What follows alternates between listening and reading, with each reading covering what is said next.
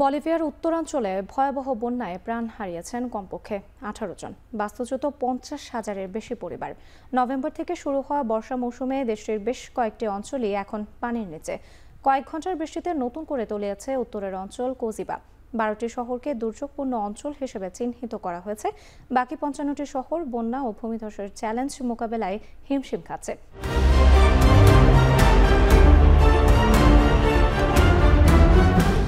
আগামী সপ্তাহেও বৃষ্টি অব্যাহত থাকার পূর্বাভাস দিয়েছে আবহাওয়া দপ্তর।